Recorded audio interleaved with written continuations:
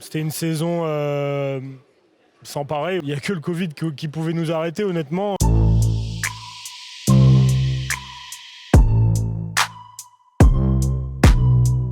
Salut à tous, on est sur le parquet d'Equinox à Bourg-en-Bresse avec Axel Julien qui vient de me rejoindre. Comment ça va, Axel? Ça va, moyen, forcément, mais je suis en forme. Mais la défaite, forcément, ça fait plaisir à personne. Ouais, la défaite contre ton ancien club où tu as passé 6 ans, ça reste quand même spécial d'affronter Dijon à chaque fois. Les deux fois en pré-saison, c'était un peu anecdotique, mais là, c'est vrai que c'est spécial de jouer contre son ancien club pour le championnat. Et malheureusement, pour nous, c'est pas tombé de notre côté, mais voilà, c'est sûr que ça reste un match émotionnellement spécial. À Dijon, tu as longtemps formé ce duo magique avec David Holston.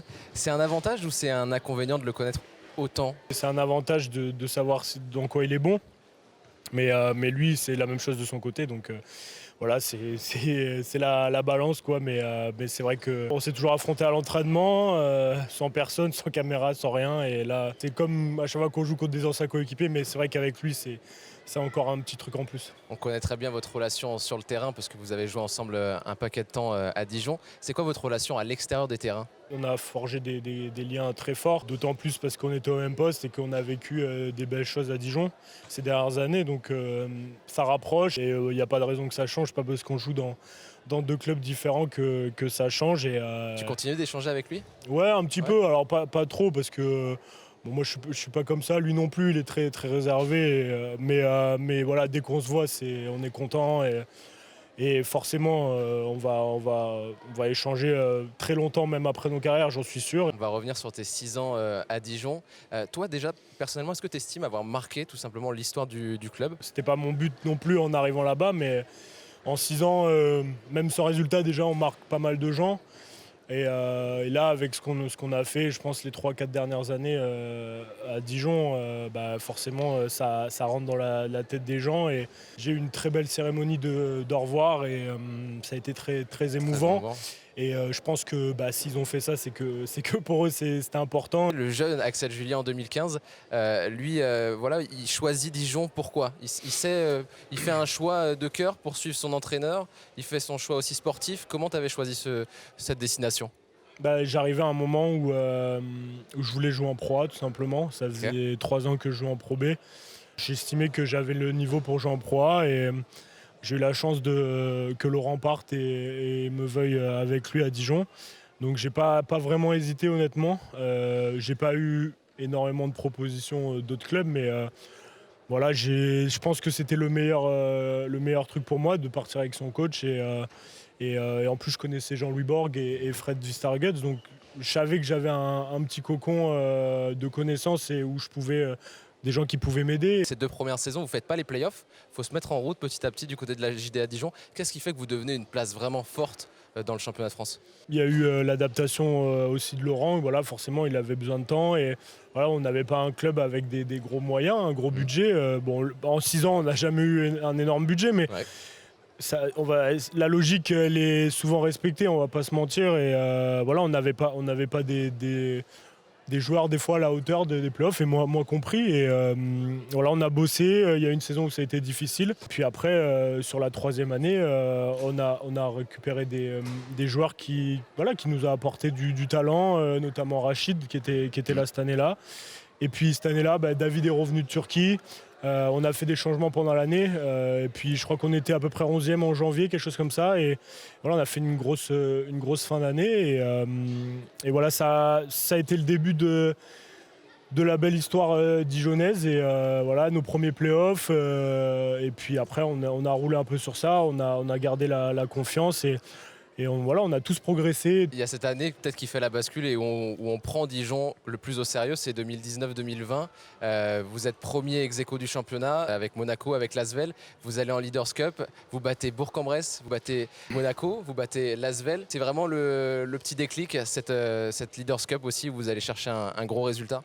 Ouais, je pense que c'est une des plus belles histoires qu'on a écrites, qu'on a vécues là-bas. C'était une saison sans pareil, honnêtement. On se sentait même entre nous presque intouchables. C'était un plaisir de jouer avec une équipe comme ça où tout le monde participait, tout le monde savait son rôle. Tout le monde avait voilà, du talent, de l'énergie. Enfin, vraiment, c'était un plaisir. Et voilà, on a eu des résultats extraordinaires. Il n'y a que le Covid qui pouvait nous arrêter, honnêtement. S'il n'y a pas le Covid, vous êtes champion de France, tu Non, penses? non, on ne saura jamais, mais on était un très gros concurrent. Ce match qui est rentré dans la légende, c'est Dijon-Monaco, on s'en souvient tous, de ce panier au buzzer sur alley-oop.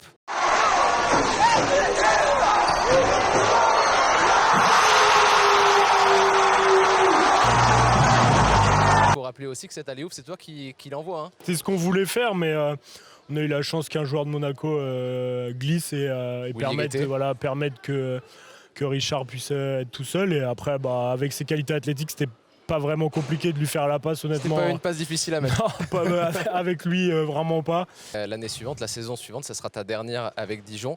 Vous battez 2 fois l'Asvel. Vous battez 2 fois l'Asvel en saison régulière, mais vous perdez 2 fois dans les matchs les plus importants, les finales. La finale de la Coupe de France, la finale du championnat. C'est quoi qui vous a manqué concrètement sur ces matchs-là? Un peu de fraîcheur, je pense. Et pour pas... Enfin, sans mentir, honnêtement, l'Asvel a été meilleur que nous sur ces 2 matchs. Ils ont été très bons. Ils ont joué un basket super pendant 40 minutes. À chaque fois, que ce soit en Coupe de France ou en championnat. Et voilà, on n'a pas eu les réponses, malheureusement. C'est dommage que ça soit passé sur ces matchs-là, mais bon, la logique a été respectée aussi à un moment donné. Et, c'est dommage d'avoir pas pris un seul titre, mais au final, pareil, encore une fois, on ne nous attendait pas là. Et voilà, on a allé chercher, je pense qu'on est allé au maximum de ce qu'on pouvait faire. Et ça, c'est déjà très beau, honnêtement. Moi, je leur avais dit, je me souviens encore ce que j'avais dit à mes coéquipiers l'année dernière, que j'étais fier d'avoir vécu une saison comme ça, même avec deux défaites en finale. En 2021, en mars, la saison elle était loin d'être finie, mais la JL Bourg annonçait qu'il y allait avoir un changement de coach. C'est Laurent Leniam qui était déjà annoncé. Comment le vestiaire de Dijon, où tu étais, a réagi à ça? Moi, je le savais, parce Okay. que Laurent, on a une relation particulière et il me l'avait dit avant, tout en me disant qu'il allait l'annoncer à l'équipe. Ça a été un moment difficile pour les autres ou pas? Puisque toi, tu étais au courant, mais pas tout le monde. Non, il nous l'a annoncé avant que ça sorte dans Ok. la presse. Il a eu cette intelligence-là, parce que c'est important. Et, Trouver les mots aussi. voilà, à je son ne vais pas groupe. dire que tout le monde s'en doutait, mais c'est des choses qui pouvaient arriver. On entendait un peu des bruits de couloirs et tout. Il a été honnête avec nous et il a dit que ça ne changeait rien dans les derniers mois qui restaient. C'était une année compliquée aussi avec le Covid et les salles vides, mais voilà, on est tous restés concentrés et tout le monde l'a accepté. Forcément, c'est le jeu, c'est le basket, enfin le sport de haut niveau, c'est comme ça. Chacun trace sa route et forcément, il y a des gens qui étaient déçus. Je parle pas des joueurs, mais voilà, forcément, il y a des gens qui s'attachent et Laurent a fait du très bon boulot à Dijon, donc on n'a pas envie de voir partir les gens qui travaillent bien. Il est annoncé en mars. Toi, à quel moment tu fais ce choix de partir? En mars aussi? À l'été? Un peu plus tard? À quel moment tu fais ce choix de quitter Dijon? Non, un peu plus tard, parce que si je dis pas de bêtises, j'ai dû signer. C'était en juin. Ouais, fin mai, juin. début juin, quelque chose comme ça. Donc voilà, je savais que là où Laurent allait, j'allais avoir une proposition. On en a parlé, j'ai mis du temps à réfléchir parce que je le savais avant mars. Parce que quand Laurent te le dit en mars, il te dit... Je savais avant que ça sorte dans les médias, donc Ouais. voilà, j'ai eu quand même... et puis je voulais voir aussi ce qu'on me proposait autre part parce que j'étais arrivé à un point où j'estimais que je pouvais prétendre à de belles choses et donc je voulais pas me fermer l'opportunité d'autres choses et au final ça a été mon choix. Forcément Laurent y est pour grand chose, mais voilà, le club ici grandit et avait un projet très convaincant. Tu avais beaucoup d'options, des options intéressantes à l'étranger peut-être? Tu avais des choses? Non, j'aurais pu partir à l'étranger, mais c'était pas des choses qui valaient de rester à Dijon ou de partir à Bourg ou à Monaco, peu importe. Mais Monaco a pris contact, mais il n'y a pas eu de réelle proposition. Ouais. Mais voilà, donc je sais que j'intéressais des clubs, mais après, voilà, fallait voir les conditions, le jeu qui était proposé. Et voilà, avec Laurent, j'ai certaines garanties et voilà, j'ai choisi de continuer. Il y en a qui disent que je dois m'envoler tout seul, mais voilà, j'aime bien être dans ta zone de confort. Voilà, dans ma zone de confort. C'est là où j'ai progressé depuis le début de ma carrière et ça m'a plutôt bien réussi. Donc après, à partir du moment où le choix a été fait, j'ai dû dire à ma copine de venir, d'arrêter le handball. Et ça a été compliqué pour elle. Et c'était pas un choix évident, mais je devais le faire assez vite parce que fallait qu'elle prévienne aussi de son côté la JDA handball. Puis maintenant, on attend un enfant pour juin. Donc félicitations. Merci. Donc c'est que les belles choses arrivent et je suis content d'avoir fait ce choix-là en tout cas. Certains voilà, te collaient cette étiquette de quasiment fils de coach. Toi, c'est vraiment quelque chose qui te tient à cœur de suivre un coach qui t'a mis dans une certaine disposition et qui t'a fait progresser, qui t'a fait grandir. C'est vraiment ça. Ouais, que ce soit Laurent ou un autre, j'aime bien déjà ressentir quelque chose avec le coach. C'est-à-dire une relation de confiance. Ouais, et puis j'ai un poste qui est important. Enfin, c'est important d'avoir une relation avec le coach quand on a ce poste-là. Voilà, quand j'avais failli partir à Nanterre il y a quelques années, je connaissais Pascal, donc c'était aussi plus facile pour moi. Donc 6 ans à Bourg-en-Bresse, on est parti comme ça. Ah non, 6 ans hier Toulon, 6 ans. Je sais même pas si je jouerai encore 6 ans, mais non, pour l'instant, je suis sur un contrat de 3 ans, donc voilà, on verra ce qui se passera. Sur le sportif, j'étais là au mois de septembre pendant l'Inster Game. Vous gagnez des matchs, vous battez Dijon. Ça a l'air de bien rouler, de bien fonctionner. Vous gagnez des matchs en tout début de saison. Et puis, ça change. Vous perdez des matchs par plus ou moins un certain écart. Comment t'expliques ce démarrage difficile ? Honnêtement, j'en ai pas l'explication. Je sais qu'on s'est loupé sur certains matchs. On s'est peut-être trouvé trop beau, un peu un début de saison trop beau. Et voilà, on a perdu un match qui nous a un peu mis la tête sous l'eau. Puis après, on était un peu, on avait des résultats un peu en dents de scie. Est-ce que c'est pas aussi ce qu'impose ton entraîneur Laurent Leniam, toujours être très focalisé sur la défense? C'est pas anodin. Vous êtes parmi les meilleures équipes du championnat en défense et parmi les moins bonnes équipe en attaque. C'est un paradoxe. Il y a eu plein de matchs où voilà, ça s'est pas bien passé et on n'avait pas trop de solutions, on se relâchait, on n'exécutait pas ce qui était dit. Voilà, on n'a pas eu cette intelligence-là de faire les choses bien. Et après, ça agit sur la confiance. Moi, ça fait des années que je vois des équipes des fois qui sont amenées, qui sont sur le papier amenées à faire de belles choses et qui ne le font pas. Voilà, on fait partie de ces équipes-là cette année et c'est à nous il n'y a que nous qui pouvons renverser la tendance. Le club, il a la particularité cette année de jouer à la Maine avec une doublette 100% française. Tu joues avec ton backup Hugo Benitez. Parle-moi un peu de ce jeune joueur qui commence à prendre de la confiance. C'est un joueur très mature pour son âge, ce qui est important pour notre poste de jeu. Il a toutes les qualités requises pour être un bon joueur. Il a la vision de jeu, il met des points et je pense qu'ici c'est le meilleur cocon pour lui pour pouvoir évoluer. Et je pense qu'il va faire des belles choses et que plus tard il va jouer dans un gros club. Son rêve, c'est le Barça apparemment. Il est fan, il est fan du Barça. Il est fan. Là, il va falloir s'accrocher parce que. Mais honnêtement, c'est pas un objectif. C'est pas impossible. Voilà, c'est pas un objectif. On m'aurait dit la NBA, j'aurais mis une claque derrière la tête.